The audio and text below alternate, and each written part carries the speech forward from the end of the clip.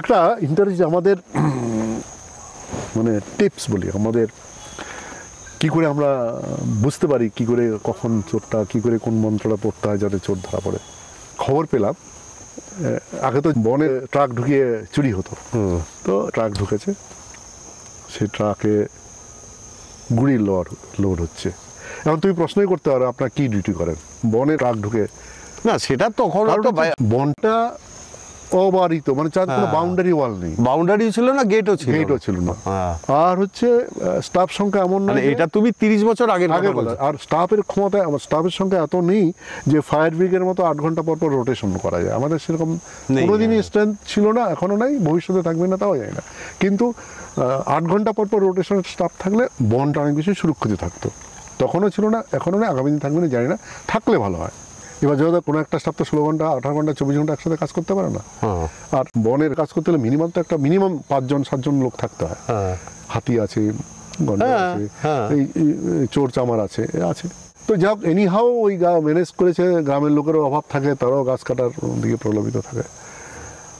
সব খবর আসলো। সেদিনটা আমার ছিল বিবাহবার্ষিকী, প্রথম বিবাহবার্ষিকী। যেহেতু ছুটি পাওয়া যেত না, তো আমি ভাবলাম যে যখন ছুটিই পাওয়া যাবে না, ছুটির জন্য এত অনুরোধ করলে পাওয়া যায় না, তো আর গিয়ে বারবার বলতে বিরক্ত লাগবে। নিজেটা আমার একটা আগাগোড়া একটা মানে আমার এগুলো একটা সেলফ রেসপেক্টার ছিল। তো আমি করতাম কি, আমার কোয়ার্টারে সবাইকে ডেকে দিতাম। আচ্ছা। আর আমাদের স্টাফরাও আমাদের সাথে থাকতো, তো একটা ফ্যামিলি হয়ে যেত। আমি দেখেছো, আমি যেখানে গেছি আমার মানে আমার বাইরের বন্ধু থেকে আমাদের কর্মচারী বন্ধু বেশি, ওদের সাথে মিশে ওদের সাথে সবকিছু আমার হতো। তো এবার আমাকে তো আমার স্টাফ বলছে হচ্ছে, সব হচ্ছে, রান্না বান্না হচ্ছে, খাওয়া দাওয়া হবে। তো কানে কানে আমার একটা স্টাফ এসে বলছে, স্যার পসেও। কি পসেও মানে? ঢুকলো গাড়ি ঢুকলো। আচ্ছা। কি কোথায় বলে ওটা বল? আরে এত খাচ্ছি আমরা, এত সাহস, আজকে একটা দিন ঢুকবো, কী করবো? আমরা বললাম, বিশেষ করে বললাম, তুমি স্টাফের বউ ছেলে মেয়ে সব আছে টাছে, করো টরো। আমরা 5-6 জন লোক ওখান থেকে কেটে পড়লাম। তোমার প্রথম বিবাহ বার্ষিকী। কেটে বললাম, এখনো কথা শুনতে হয়। তা গেলাম, গিয়ে তোমার এবার গাড়ি বের করা যাবে না। আমার যেরকম লোক আছে, যে লোক এত বড় একটা ট্রাক ঢুকাতে পারে তারও স্পাই থাকে, তারও তো অনেক আছে। এবার আমরা ওখান থেকে যে করে হোক আমরা হেঁটে, আমরা ওখান থেকে মোটামুটি ধরো 5 কিলোমিটার হাঁটলে। বিবাহ বার্ষিকীর অনুষ্ঠানটার খবরও পেয়েছে বলেই আমি জানি না, সেটা আমি না নিশ্চয়ই, তাহলে ওটাই ভেবেছি যে এটা আজকে ফাঁকা দিন। হ্যাঁ, তো আমি সেটা জানি না। তো আমরা দেখলাম যে আমার স্যার গাড়ি নিলে কিন্তু টের পেয়ে যাবে।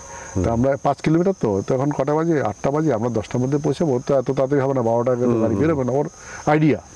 তো আমরা হাঁটা শুরু করলাম, গেলাম আল দিয়ে, ধান ক্ষেত দিয়ে হেঁটে, রেল লাইন ক্রস করে টোরে আমরা পাকা রাস্তা ক্রস করে গিয়ে আমরা গেলাম। গিয়ে আমরা দেখলাম, হ্যাঁ সত্যি শব্দ হচ্ছে। হ্যাঁ, এবার যেতে তো হবে, আমাদেরকে যেতে হবে। কারণ সবাই এখন আর লাইট জ্বালাবে না, ওদের লাইট আমরা ফলো করে যাব।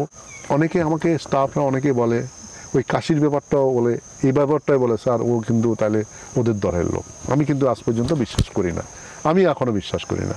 আমি এগুলোকে অ্যাক্সিডেন্ট ভাবি, নাহলে আমার সাথে সেদিনে একই কথা, টর্চ জ্বালানোর কথা নেই কারো।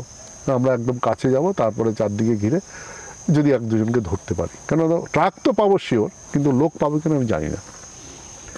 সেদিনও তাই, এরা ঝোড়া ছিল, ঝোড়া উঠতে গিয়ে একটা লোক পড়ে গিয়ে টর্চ লাইটটা জ্বালিয়ে দিল আকাশে।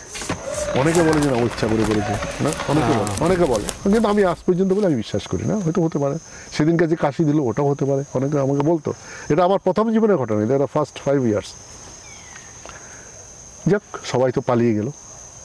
শুধু খয়ের গাছ কেটে খয়ের গাছ লাগাচ্ছে, সব পালিয়ে গেল, একটা লোকও পেলাম না। মনটা খারাপ হয়ে গেল।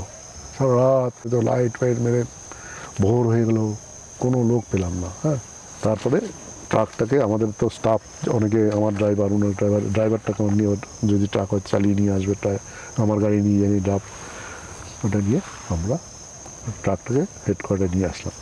এবার আমরা যারা গেছি, আর কয়েকজন স্টাফ ছিল যারা বিয়েতে ছিল, ওই অনুষ্ঠানটা ছিল, তোরা থাক। ওদেরকে আমি বললাম, ভাই তোমাদের ডিউটি এখন শুরু হলো। তো একজনকে আমি বললাম, কানে কানে বললাম যে তোদের লক্ষ্য হবে, দেখো টিপস কি করে একজন লোক কাজ করে, তোদের লক্ষ্য হবে, ওরা তো বাইরের লোক হবে। গাড়িটার নাম্বার দেখে নিলাম, হরিয়ানার গাড়ি, এদিকের গাড়ি না, তাহলে ওই গাড়িটা এদিকের কেউ ডাউন টিপে, আসামে যায়, ডাউন টিপে নিয়ে ওইদিকে মাল পাঠিয়ে দেবে, এরকম কোনো প্ল্যান করেছিল হয়তো। অ্যাটলিস্ট ড্রাইভার খালাসি কিন্তু পালাতে পারবে না, ওরা কোথাও না কোথাও গিয়ে উঠবে ভোরবেলায়। তো ফালাকাটা থেকে শুরু করে মাদেহাট পর্যন্ত তোমরা গাড়ি নিয়ে বেরো, মোটরসাইকেল নিয়ে, অত মোটরসাইকেলে থাকতে হবে, বেরো আর সব লাইন হোটেলগুলো চেক করো, যার পায়ে জুতো দেখবে না তাকে তুলে নিয়ে আসবে, কিচ্ছু বলবো না।